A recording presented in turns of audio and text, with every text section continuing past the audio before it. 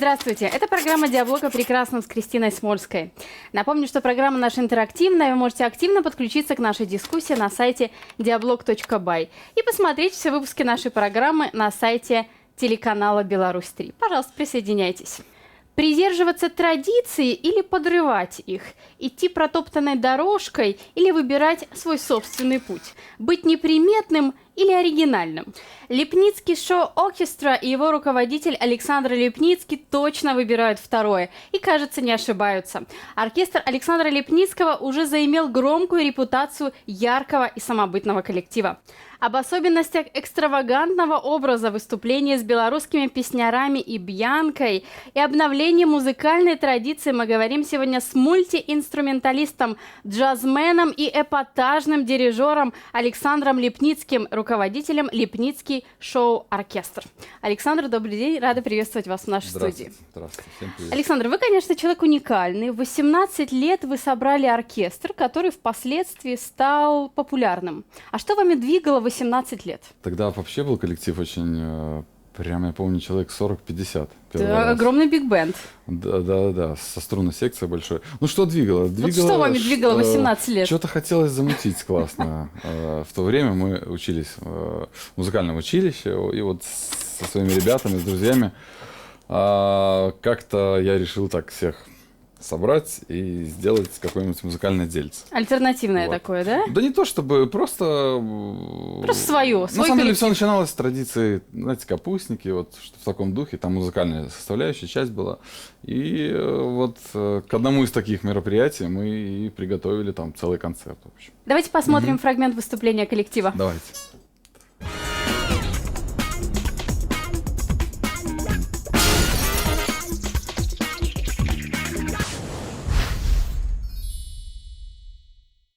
Hello, I'm Alexander Lipnitsky. I represent Lipnitsky Show Orchestra.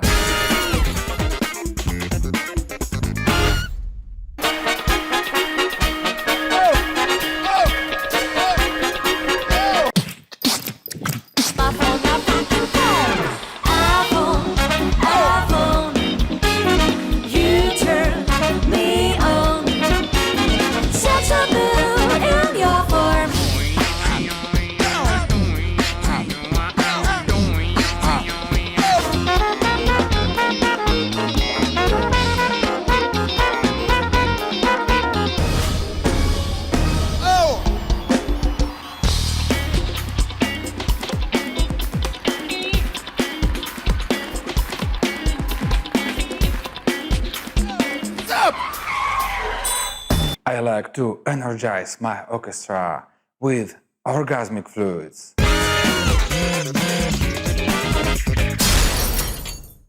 Александр, что самое главное? Удивить, быть замеченным, сломать стереотипы оркестрового восприятия. Что для вас самое главное, как для руководителя оркестра? Ничего из вышеперечисленного. Рассказывайте. Самое главное просто кайфовать от музыки. Быть в этой теме и находиться... Выражать себя? Действительно, конечно. Находиться именно по зову своей души, своего сердца. Просто, как мне кажется, вот часто говорят, я почему-то с этим не согласен. Так. Мы работаем для зрителя. Вот мне кажется, формула, по крайней мере для меня, без моего собственного кайфа, удовольствия нас, те, кто делает там сегодняшнее событие, но никакого кайфа у зрителя не может быть. Поэтому мы должны вместе кайфануть на сцене. Эта энергетика идет в зал, дальше она смешивается вместе с нами и происходит обмен что-то волшебное. да? Да, ну это действительно так. Про мечты поговорим отдельно. Окей. Вот вернемся к десятилетию празднования вашего оркестра. Напомню для зрителей, все началось еще с холла ДК МАС. Его украсили 150 портретами известных джазовых музыкантов.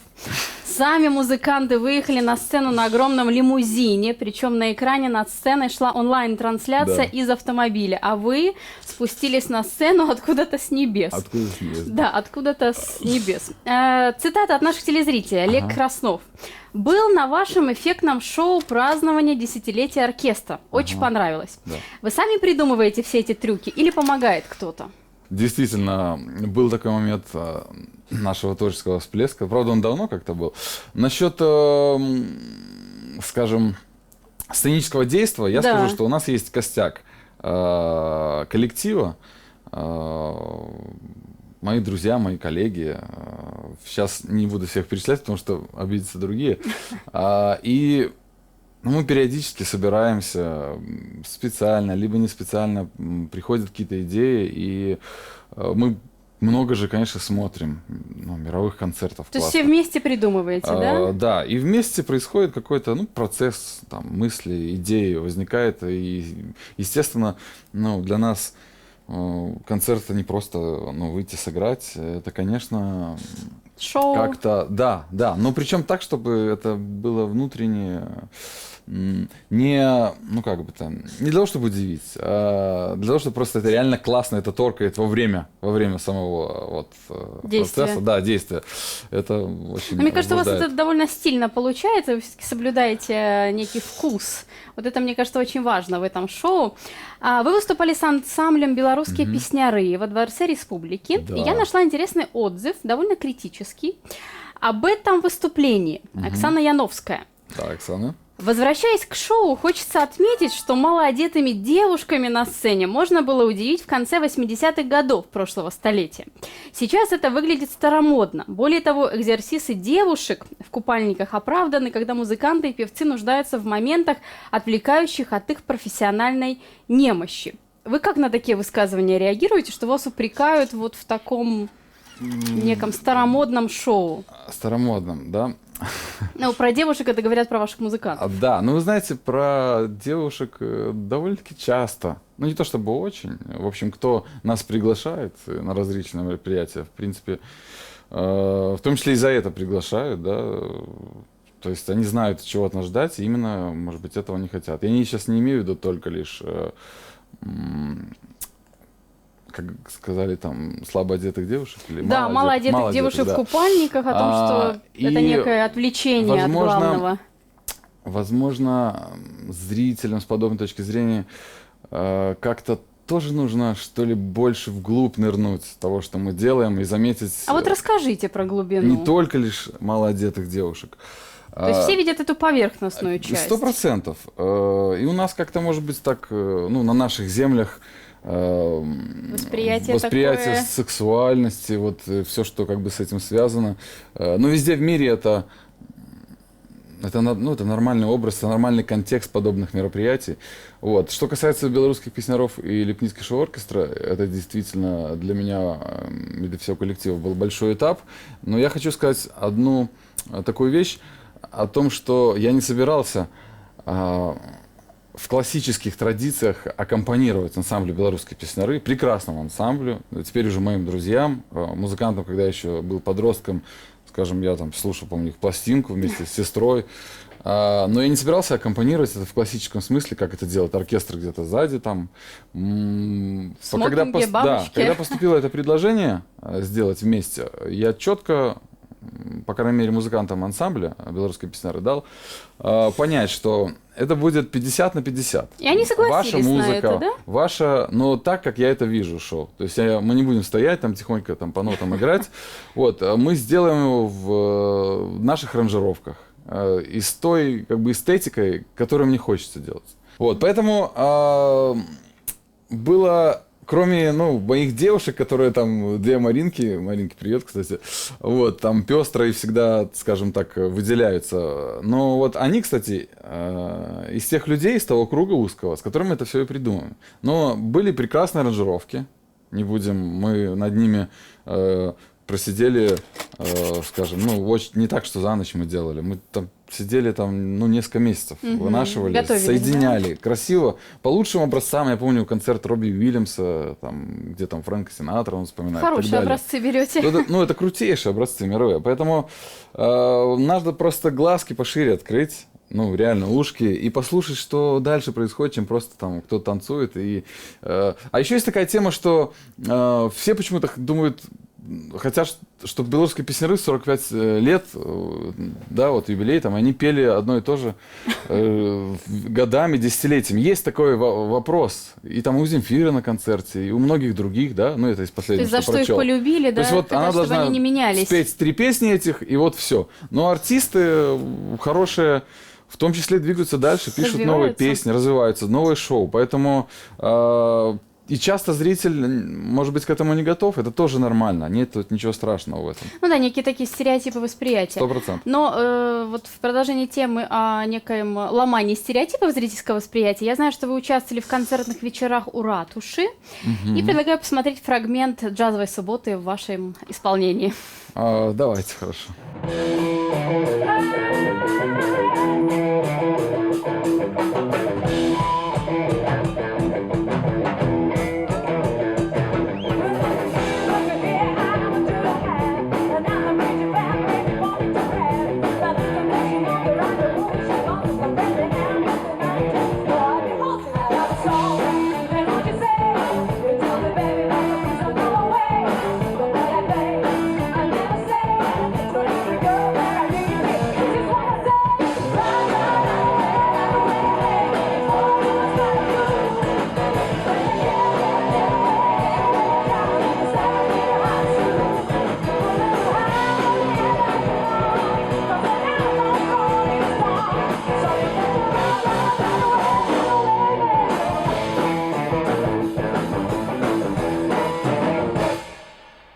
Джазовые вечера стали для вас интересным проектом? Однозначно. Это крутейшая тема.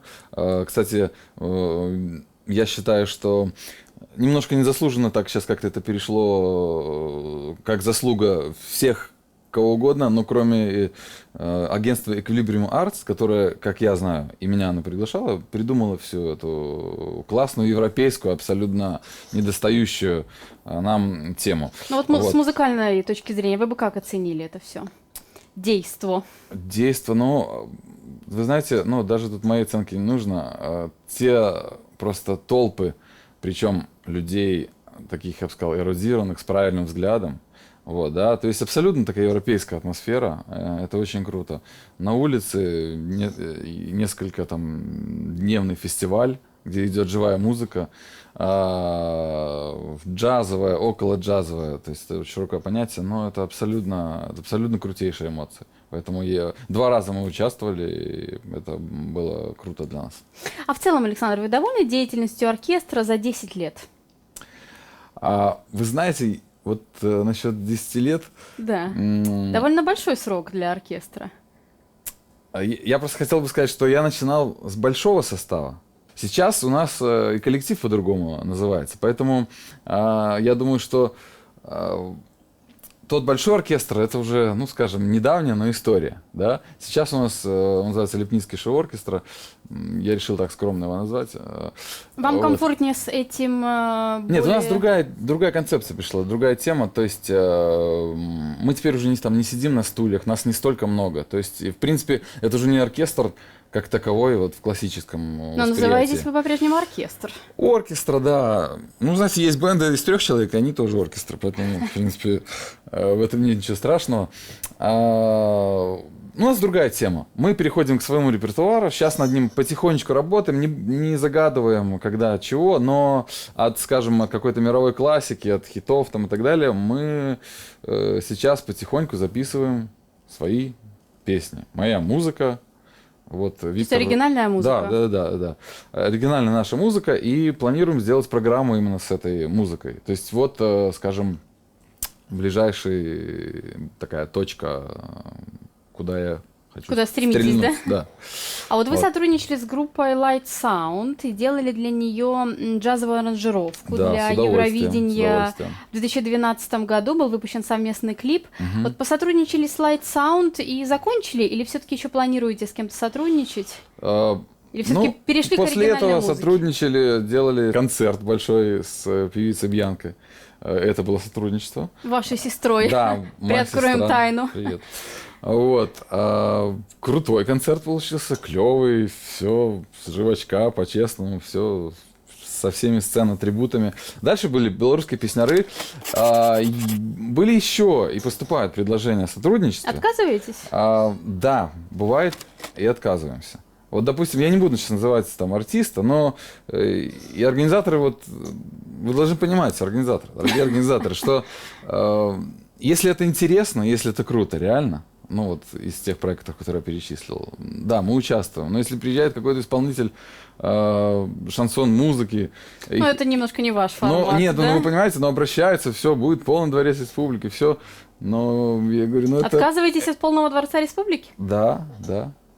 Александр, вот мы, вернее, вы заговорили про вашу сестру Бьянку, известную российскую певицу. А вы как-то влияете друг на друга, конкурируете? Вот кто из вас успешнее? Ну, конечно же, я. По-моему, это очевидно, но для всех. Бьянка с этим согласна, кстати. Ну, я сегодня позвоню, спрошу. Влияете друг на друга? Насчет конкуренции, ну, во-первых, мы вообще в разных... Жанрах? Абсолютно, абсолютно. Я думаю, что влияем. И она на меня влияет, и я на нее влияю, и, в принципе, мы советуемся довольно периодически, частенько. И по музыке, конечно, мы обсуждаем, я ей высказываю ее видение относительно ее происходящего. И радуюсь, когда мне тоже нравится то, что она делает. Вот. Александр, я сейчас предлагаю посмотреть еще один фрагмент Давайте. вашего выступления, а потом Да. вернемся к беседе. Добрый вечер, друзья! Стиви Вандер, Айвиш сегодняшним вечером. Поехали! Раз, два, три, оу! Оу! Приятные аккорды, неумолимый сон для вас. Looking back on when I was a little nappy-eyed boy, Оу! when my only worry was a Christmas, what would be my toy? Even though it's our times, wouldn't got a thing. We were happy with our job and tail sneak it out the back door to hand up with those little prayers of mine. Whoa, read it out the back door with what that I told you, no go outside. Whoa. Turn to the street, turn to the right. Thinking it must stop, don't put me on behind. I was those days, you come back once more. What is those days? And where I have to go? I was those days, you come back once more. What is those days? And where I have to go? 'Cause I love it so.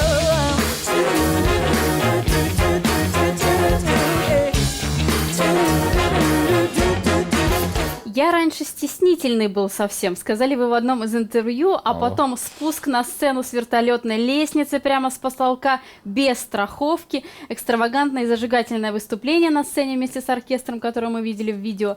Вы перестали быть стеснительным или научились скрывать это? Ну да, действительно, если вернуться, там, не знаю, лет 15 или, ну, чуть больше назад, я бы даже не подумал, что я буду что-либо возглавлять, там, что-то Экстравагантно генерировать. выступать. Я пришел, помню, в музыкальное училище, вижу, на сцене выступает. Ну, как-то я стеснялся, даже, помню, Чайковского на ксилофоне с душой. Как-то мне было, ну, почему так это, не знаю, комплекс или что. А когда был переломный момент? Что вас так поменяло? Вот лет в 16 поступил в училище, как-то образовался круг друзей, и вот оттуда началась какая-то такая движуха. Ну вот, бенд собрали, сначала маленький став, потом вот полный оркестр. Не то чтобы все это куда-то там исчезает, но... Не, ну, взгляды, конечно, колоссально поменялись, то есть ушли какие-то эти замесы стеснительного ребенка куда-то, в общем. И, ну да, действительно так произошло, и несколько это даже удивительно, возможно. Поменялись, да, личностно. Вы были барабанщиком эстрадного оркестра Минского цирка, артистом Государственного оркестра симфонической эстрадной музыки под управлением Михаила Финберга, Да, да. барабанщиком группы «Лепрекон». Сейчас Точно. вы основатель и руководитель собственного оркестра. Какое время было самым счастливым для вас среди всех этих занятий творческих? Ну, на самом деле, цирк, потом оркестр Михаила Яковлевича, потом группа «Лепреконцы». Но уже с момента, да, как я пришел к оркестру к Михаилу Яковлевичу, уже у меня был свой коллектив все эти годы. Так что единственная разница, что сейчас, как бы, я, скажем, работаю только на себя.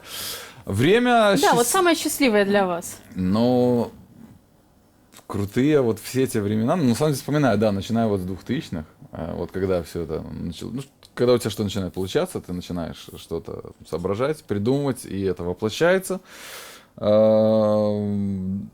оттуда и до сих пор я чаще всего пребываю в счастье и, ну, в размышлениях. Ты, конечно, взрослеешь, переоцениваешь, там время быстрее где-то начинает идти. Это все безусловно. Но если, я так понимаю, есть силы что-то создавать, и энергия, и потребность, ну, вероятно, вот оно счастье. А откуда берете силы что-либо создавать, руководить таким огромным оркестром, устраивать эпатажное шоу?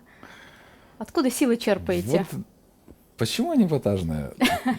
Так Вот пишут Так пишут. зрители. Ну, это всего лишь слово. На самом деле это, ну, так мы чувствуем сцену. Вот. И в этом как бы вся правда. А силы откуда черпаете? Силы.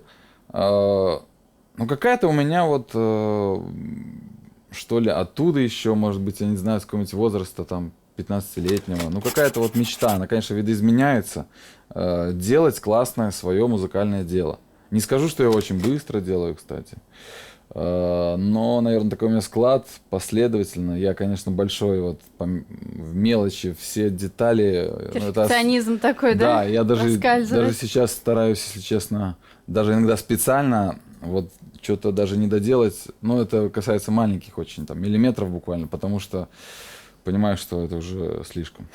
Вот, и оттуда какое-то вот большое ядро, что нужно что-то сотворить, что-то сделать, идти дальше, не смотря ни на что, не останавливаться, не подвергаться вот тому влиянию окружения, которое 100% Критики, может, есть. какой-то, да? Критика плевать, на самом деле, ну, серьезно. Вот то окружение, скажем, людей, которые так или иначе влияют, когда, ну, вот что тут, ну, там, побарахтали, все, там, хватит, ну, ну, посмотри, как тут, а так как, а тут нет, а тут экономическая ситуация. Нифига. Много препятствий, да? Надо просто идти, и вот верю той точке зрения, что если ты делаешь искренне то, что любишь, и вот ты об этом мечтаешь, ты рано или поздно это получаешь, и вот я на этом пути мышления. Александр, а вообще вы довольны тем, как развивается музыкальная индустрия в Беларуси? Как бы вам хотелось, чтобы она развивалась? Хороший вопрос. Напоследок. Вы знаете, последние годы Минск, во всяком случае точно, Минск становится более открытым для приездов больших звезд. Есть соответствующие залы, теперь они могут к нам приезжать. Это очень позитивно, я считаю, влияет на совершенствование и музыкантов, и людей, которые ставят звук, ставят свет, то есть тех невидимых служб, которые вот делают то, что мы смотрим, какой-нибудь концерт любой. Там, Техническая западный, поддержка, да, да? И там работает 500 человек, может быть, на это. Но мы видим одну звезду и ее группу. Мы, безусловно, развиваемся, и на нас это влияет. Мое, конечно, большое желание, чтобы у нас было больше настоящих там музыкальных эфиров на телеканалах, там, где люди приходят и по-настоящему играют и поют. Вот. И в этой связи, допустим, у режиссеров и тех, кто создают эти шоу, тоже было более взрослое понимание того, что, ну, проходят времена плюсовок, маленьких там студий, где нельзя колонки поставить. Нужно стараться, чтобы, если что развивалось, чтобы надо находить эти возможности. Вот. И вот мое желание такое, чтобы живая музыка правильно, ну, как-то культивировалась, вот где она может это делать. Но и также не сделать мирового крутого чего-то классного шоу, если мы все до конца не будем профессионалами. Вот. Начиная с того, что, к примеру, саундчек должен начаться, если в 11:30, значит, в 11:30 начинается саундчек. И вот с этого, на самом деле, все начинается. Когда занавес откроется, когда свет будет готов, ну, когда люди все в теме, это очень большой процесс, и это есть профессионализм. И в этом плане, если честно, я считаю, что очень многим нам надо очень стараться, потому что часто все находится, на самом деле, на дилетантском уровне. Вот. Если осмотреться на весь цивилизованный мир. Но, тем Вот. не менее, мы уже, как вы сами сказали, развиваемся Да, в сторону конечно. профессионализации. Да, в всё- финале мы на позитивной всё больше точке, и больше. безусловно, 100%. Идем в правильном направлении. Нужно четко продолжать этот путь. Да, и будем Да. продолжать. Спасибо, Александр, вам большое за беседу. Я вам желаю, чтобы вот эта ваша внутренняя энергия, внутреннее ядро никогда вас не покидало, новых интересных проектов и вам вдохновения. Спасибо, что вы были у нас. Спасибо. Было круто. Я напомню, что в гостях у нас сегодня был руководитель Липницкий шоу Оркестра Александр Липницкий. Дорогие друзья, слушайте хорошую музыку, она неизменно подарит вам богатую палитру эмоций. Пишите в нашу программу и оставайтесь с нами. Всего доброго, до встречи.